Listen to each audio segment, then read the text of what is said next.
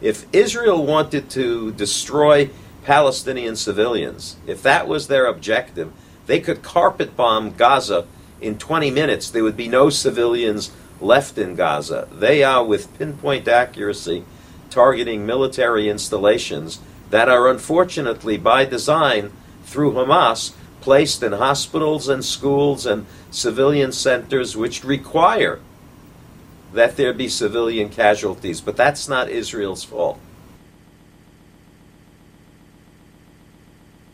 You cannot, in a war like Israel is facing now, simply do a body count on each side to determine who is wrong and who is right. It doesn't work that way. Throughout history, it did not work that way. Germany, one of the worst terrorist organizations that ever existed, had more casualties than the people of London during World War II, and yet you would never say that Germans were the victims instead of being the murderers and the aggressors that they obviously were. The number of casualties is not the decisive factor in a war. It's who is right and who is wrong.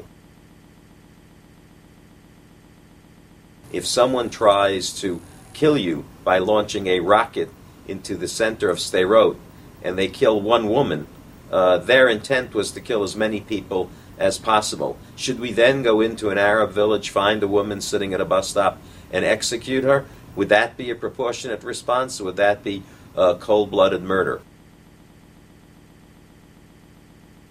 If New Jersey were controlled by a terrorist organization, and every day terrorists from New Jersey lobbed missiles into different areas in New York City, there would be no more New Jersey. The United States would mount a military offensive that would obliterate New Jersey and its entire population if it were impossible simply to root out the terrorists.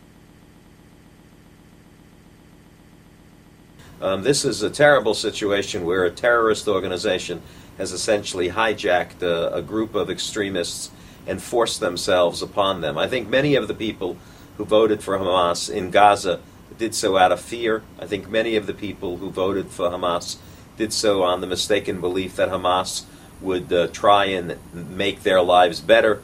But Hamas is a corrupt terrorist organization that is really out for one objective.